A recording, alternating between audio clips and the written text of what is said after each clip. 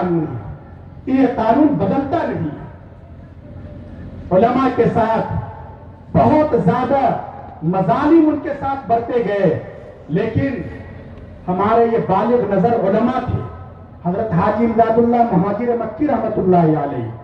حضرت مولانا قاسم نانوتوی رحمت اللہ علیہ، حضرت مولانا رشید احمد گنگوہی رحمت اللہ علیہ۔ ان حضرات نے جب یہ دیکھا کہ وقت کا تقاضا یہ ہے اور حالات ایسے ہیں کہ ہم شاید میدان جنگ میں ان کے بڑھتے قدم کو نہ روک سکیں، تو انہوں نے اپنی حکمت عملی تبدیل کی اور 1857 کے چند سال کے بعد ہی انہوں نے 1866 میں دارالعلوم دیوبند کی نیو رکھی۔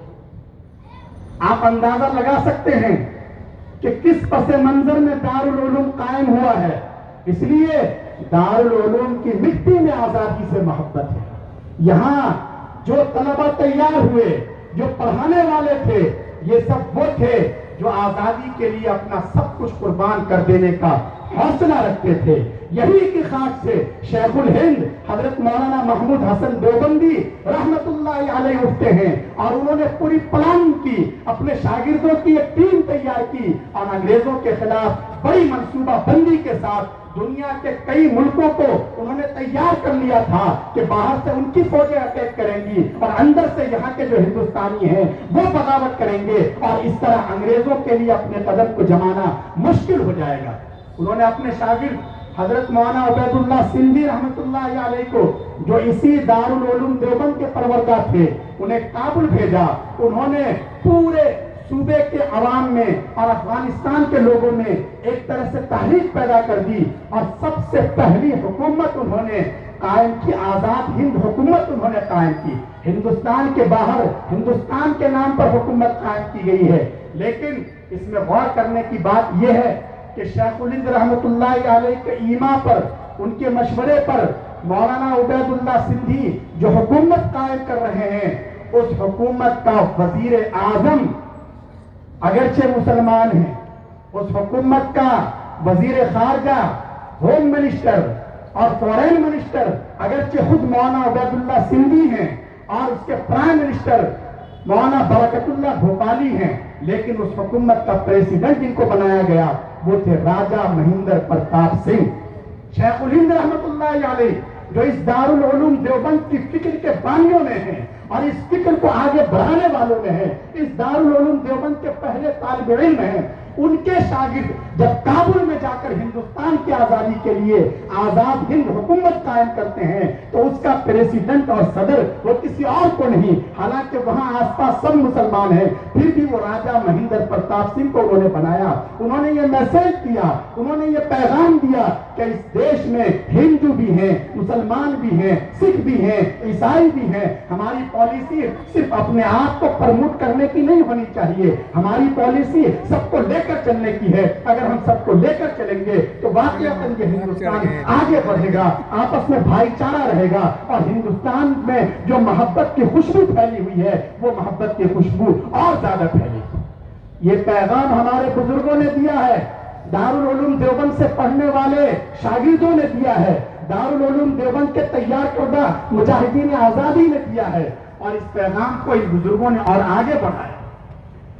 شیخ الہند رحمت اللہ علیہ کی پلاننگ اگر کامیاب ہو گئی ہوتی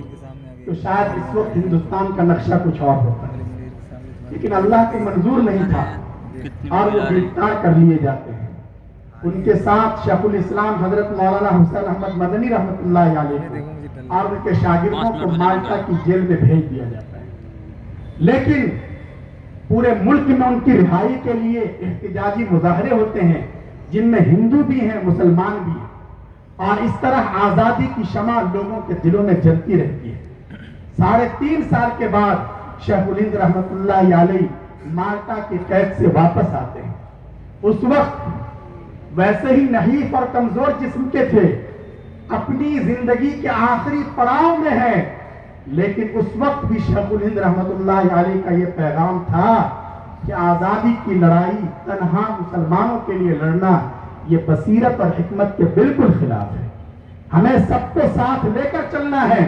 جمعیت علماء ہند قائم ہوتی ہے، ان کے شاگرد، ان کے پروردہ، ان کی فکر سے ہم آہنگی رکھنے والے لوگ اس جماعت کے اولین قائدین میں ہوتے ہیں، اور یہ جماعت آزادی کے لیے اپنی جد و جہد شروع کرتی ہے انہی خطوط پر جو خطوط شیخ الہند رحمۃ اللہ علیہ نے طے کیے تھے، دارالعلوم دیوبند کے بزرگوں نے طے کیے تھے، اور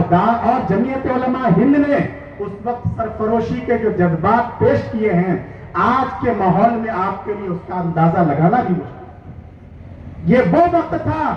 جب حکومت کے خلاف ایک لفظ بولنا یا ایک لفظ لکھنا بہت بڑا جرم سمجھا جاتا تھا، لیکن جمعیت علماء ہند نے اپنا کنونشن بلایا اور کنونشن میں بہت صاف لفظوں میں مطالبہ کر دیا۔ یہ وہ وقت تھا جب آل انڈیا نیشنل کانگریس وجود میں آ چکی ہے، اس کے بڑے بڑے لیڈر ملک کے کونے کونے میں اپنے پروگرام کر رہے ہیں، لیکن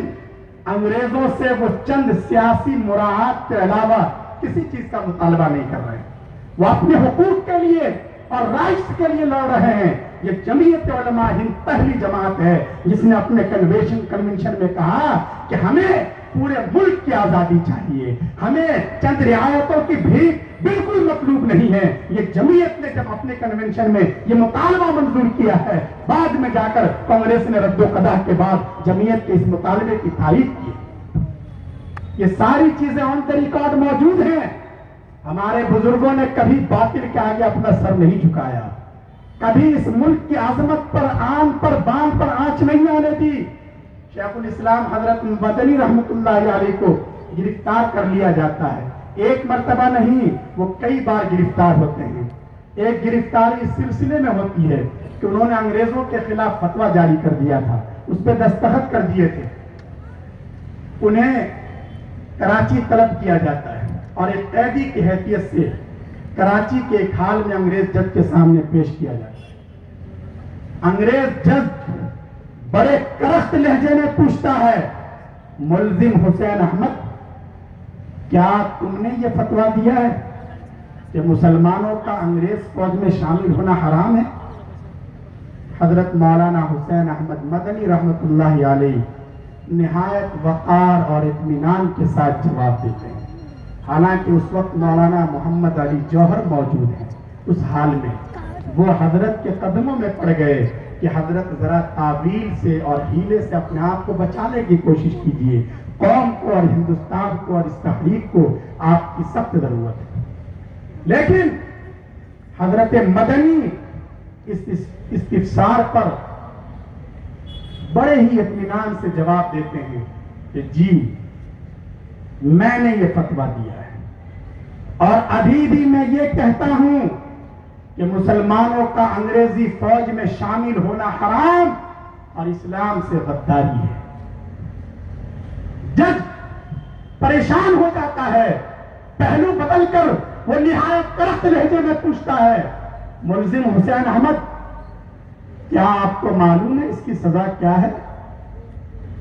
حضرت مدنی رحمت اللہ علیہ، اللہ کی کروڑوں رحمتیں نازل ہوں ہمارے بزرگوں کی تربتوں پر، جنہوں نے